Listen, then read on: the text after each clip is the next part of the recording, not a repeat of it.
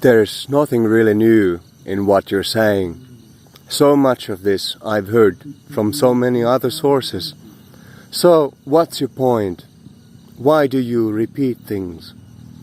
And there exactly, my friend, is the credit, the merit, and the very point of what I wish to share. None of this is of new invention, something that I've crafted in my fertile brains. Rather, all of these are extracts, declutterings, aggregations of understandings that have been there in countless traditions since the dawn of human contemplation. The difference here, and with that the point, if we must distinguish ourselves in order to validate what's being done, is that what I bring forward are, as noted, the extracts, the distillations that are not bound to and fettered by any particular tradition, culture, lexicon, etc. The factors that put the dress on to a particular set of patterns and principles, and as they evolve and diversify, turn it into something too explicit to be of absolutely general relevance. The assumption has always been that there's something universal, something primeval, perennial, and timeless underlying the many traditions we humans have shaped around existence in contextualizing ourselves to everything that's going on. If this were not the case, if these were mere works of disconnected and unrooted fiction, they would have been washed away in the tides of time in no time at all. With that assumption, to actually arrive at the underlying primaries, there is significant peeling and decluttering that needs to happen. Symbols, expressions, literary devices, cultural, temporal contexts, all of those give their vibe and specific tuning to an underlying essence. But we remain blind to the underlying essence for as long as our fixation is on the shapes, forms and expressions of a particular tradition. This burden of culture and context is there quite inseparably, even in traditions of thought and cultivation where the need to transcend individuality and specificity is very explicit.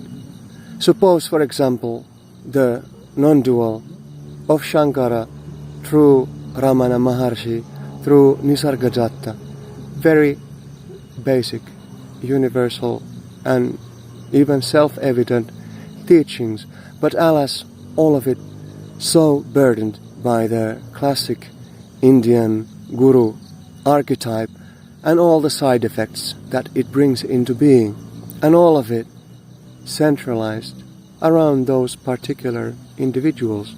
The essence of the message itself becomes shrouded by the display, the actors who brought it forward. And beyond that, we have the burden of commentarial traditions. There was once upon a time the core teaching, the baselines.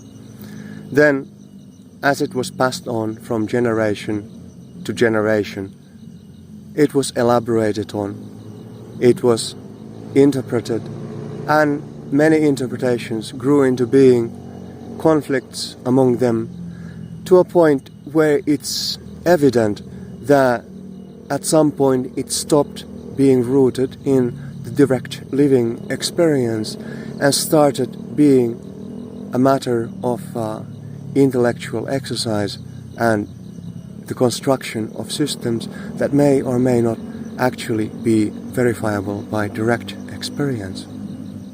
While we're at it, a quick round trip of traditions that have been significant or influential in the aggregation of all that is being brought forward. All of those looked at beyond the veil of their surface. Their patterns, their primaries, sought for, extracted, and reconciled to one degree or another. At the level of the very primary abstract essence, really all of it links up gracefully. The more we get into the overlays of expression, the more the distinctions emerge and the more things become difficult to reconcile. So without further ado, quick reflections on the major traditions, starting with the Dharmic, Oriental, then onward to Abrahamic and Occidental. First, with due attention to Hinduism, earlier the Vedic tradition, or as the more niche term is, Sanatana Dharma, the timeless religion or the timeless principles. That's where my journey started in 94, 95, in a particular tradition, but with fairly broad exposure to the full spectrum of Indic thought, specifically the Vedanta, Purana, the legends, and all that followed, the Bhakti traditions. That was a significant dig that went on for 12, 13 years. Now, as to the concept of Sanatana, Dharma, the pattern principle, and Sanatana, something that is eternal or timeless. Yes, indeed, there are roots that are timeless, abstract, to a point that is unbound by time and space, unbound by any particular frame of reference. But alas, there are countless expressions, and the countless sects woven around those expressions, those are anything but timeless. The conflicts between all of these sects and alignments, those are very much temporal, even vulgar, rooted in significant tunnel visions, fixation on their particular lineage, inability to discover the same underlying essence in their peers. So there is much that is of value and significant merit there, and also there is much that needs to be decluttered, even for those who operate from within the tradition, for their pure, clean, undistorted and uncluttered experience of what the initial intentions were and what the experiences of the ancient sages were, the devotional ecstatics were. You will not get those by sucking on the symbols that are put to the forefront for your reference, for your pointers.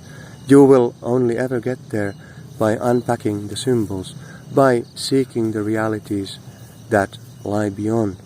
So all of that came to its natural and inevitable dead end for me when I would not settle for the formal teaching as a substitute for evolving living experience and progressive deepening insight.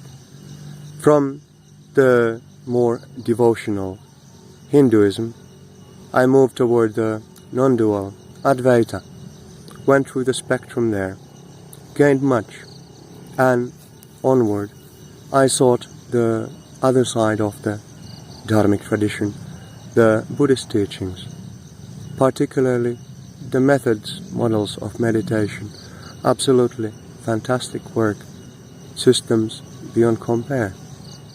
But alas, how scattered the Sangha or the one community is.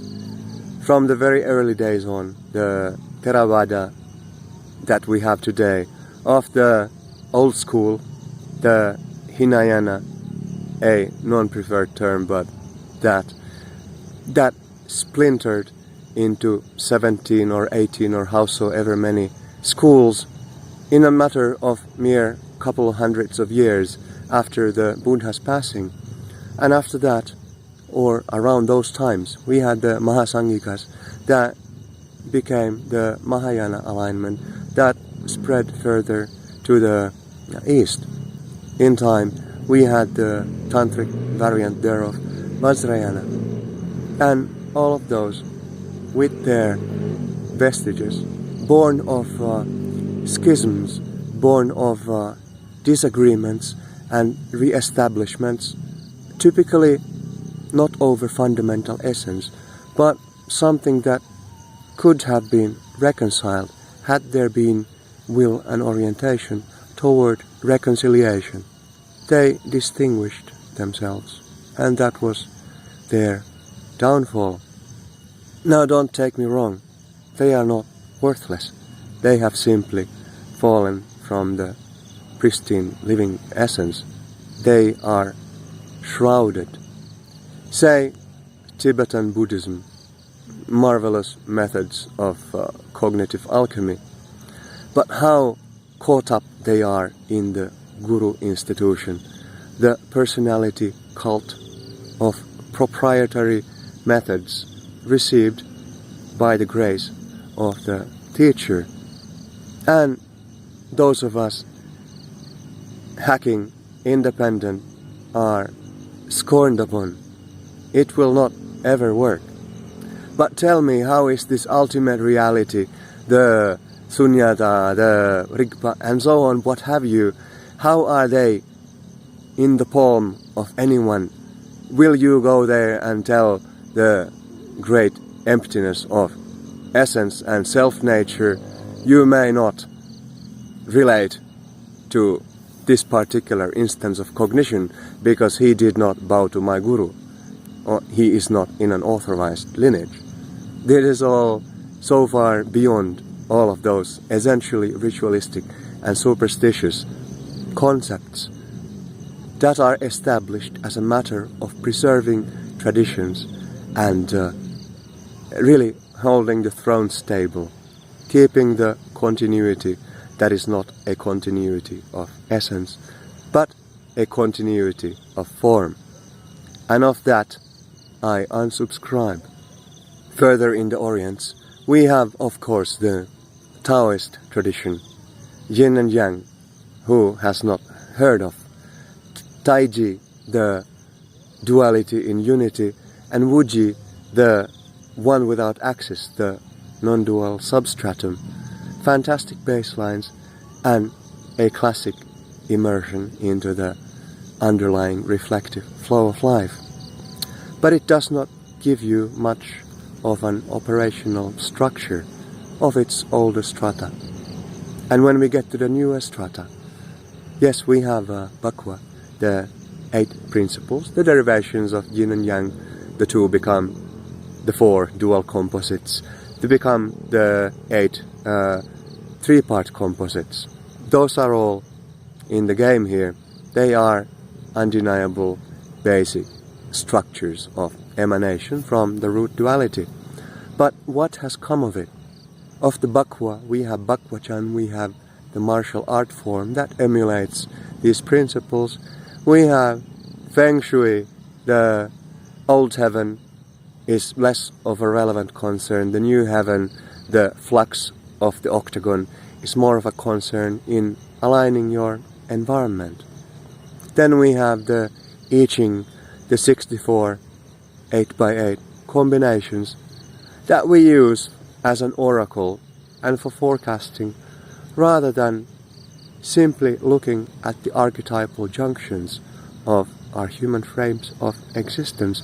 So much of the Taoist tradition has steered into a ritualistic and superstitious direction from all of these very, very essential baselines.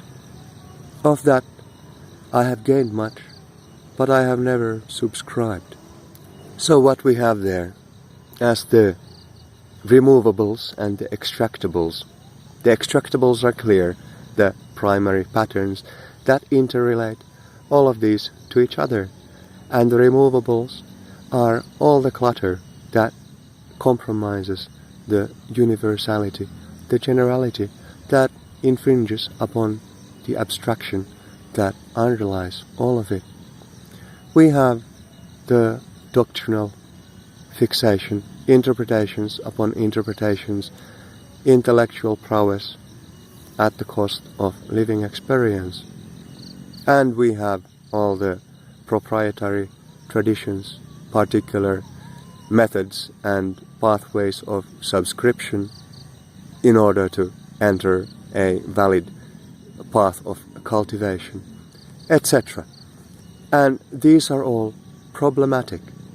And none of these problems, vestiges and hindrances are something that I wish to promote as such, to suggest that we subscribe to them. Nor do I wish or ask that you subscribe to my channel or to any of this, but simply subscribe to the perspective of the underlying essence and the process of its extraction and decluttering. That's all that I am doing here, not creating a new false orbit around the messenger, simply providing a message that deserves to become decentralized for all of you unto yourselves, with nothing to do with me, because reality itself is the message.